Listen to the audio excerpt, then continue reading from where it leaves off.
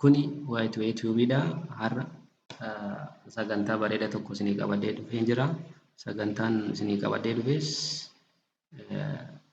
namoota ogummaa ICT irra hojjetanis akkasuma kan ogummaa IT irra hin hojjenneef sooftiweerii firii ta'ee weebsaayitii irraa akkaataa itti buufannu muraasa isinitti argisiisa.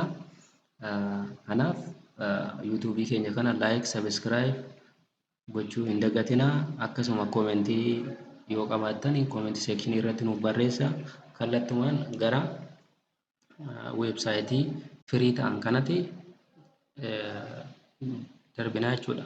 Weebsaayitii firii ta'an kana barbaaduuf maal goonaa biroozarii fayyadamnee daawunlood godhachuu dandeenya jechuudha.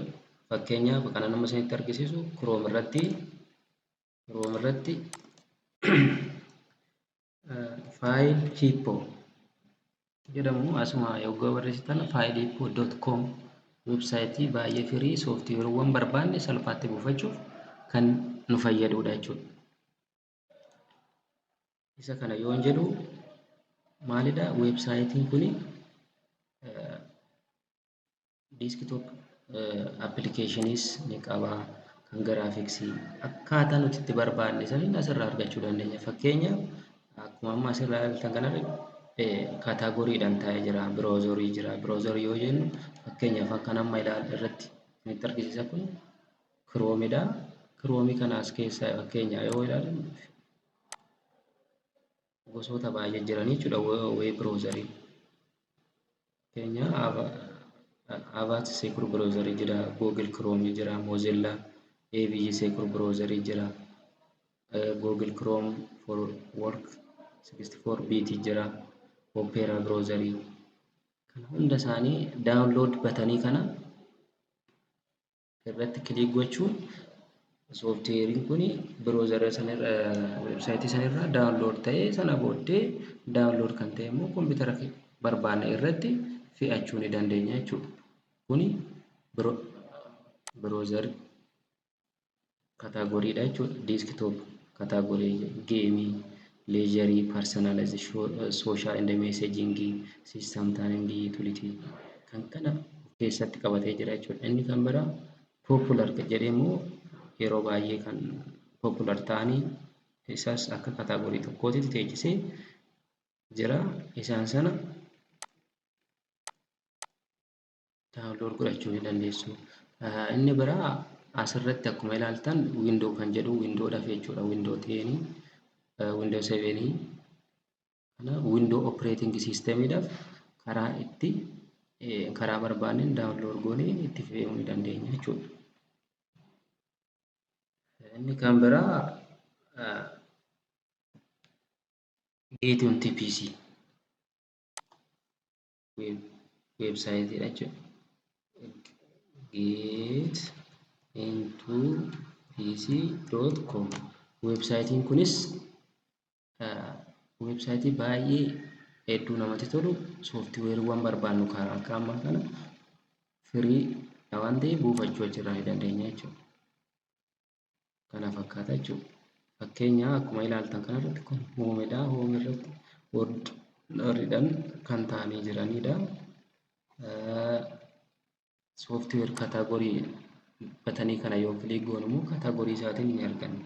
3D analysis, 3D animation namoota kan hojjetan yoo ta'e 3D CAD, modeling, visualization, accounting akkaataa nuti itti barbaanne saniin sooftiweerii barbaanne sana download goonee itti fayyadamuu dandeenya. Operating systems kanaaf operating systemii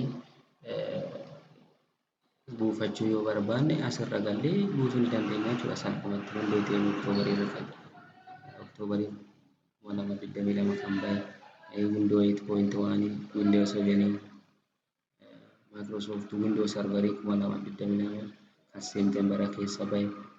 Asiin next peejii lammaffaarraa yoo Windows versionii kamtu jira. Versionii nuti barbaanne saniin akkaataa kilaayintii keenyaaf guutuu dandeenyuun asirraa download goonee fe'uus ni dandeenya.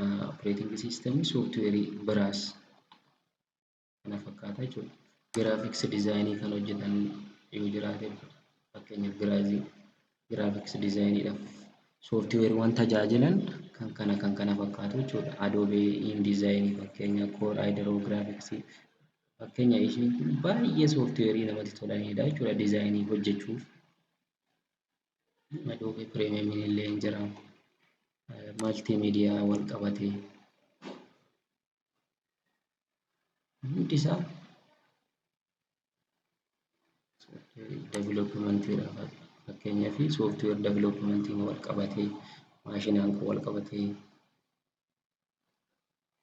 hundi isaa asirraa wanti isin barbaadan sana ni argattu. Antivaayirasii operating systemiidhaafis akkasuma maakiidhaaf illee haala salphaatiin asirraa ni argattu jechuudha. Inni kaaffee Endpoint Security 2021 haala kanaan ni argattu. Educationidhaaf software WordWeb Pro Ultimate Reference Candidate hundi isaa barumsaaf software ta'anidha jechuudha. Next yoo jettan next page irrattis immoo maaltu jira software gosa baay'eedha bakka barumsa kana. Magic Desktop kan jedhamu jira. Inni suni maalidha? Duraan dursee odoo downloading godhin maal akka fakkaatu waa'ee software sana information guutuu teechisee jira jechuudha. Kanaaf akkaataa isin barbaadaniif requirement isaa guutee waan jiruuf download gootanii itti fayyadamuu dandeessu jechuudha. Tuutoriyaalillee of keessatti barumsa tuutoriyaalillee of keessatti qabatee jira. Isa sana hunda waan qabateef sooftiweerii kanarraa buufattanii weebsaayitii kanarraa buusanii itti fayyadamuu ni dandeessu kan jedhudha. Inni kan biraa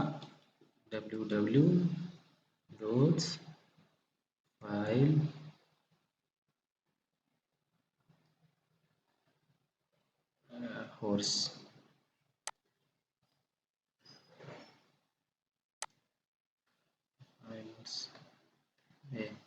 weebsaayitii ishee kanarratti illee appilikeeshinii yookaan sooftiweerii barbaanne sana kaataagoriidhaan daawunlood goonee itti fayyadamuu ni dandeenya jechuudha. Isa yeroo jedhu fakkeenya kan maakii jira. Maak appilikeeshinii kaataagoraayiz godhee akkasitti nuuf fida. Sooftiweerii liist Notepad++, Roto, DJ, GNS, Network Design hojjechuuf kan nu fayyadanidha. Akkasuma Microsoft Visual Studio Community software programmeroonni kan itti fayyadamanii.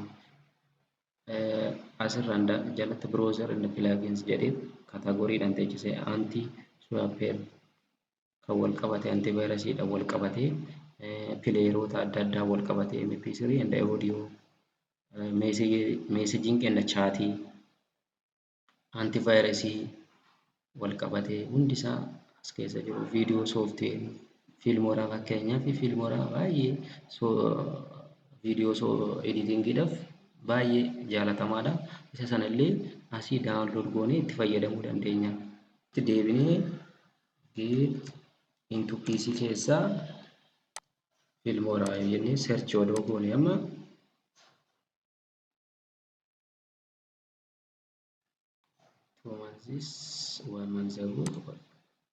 kana daawunlood odoo goone karaa kee wajjin qabaa jechuudha. Fakkeenyaaf daawunlood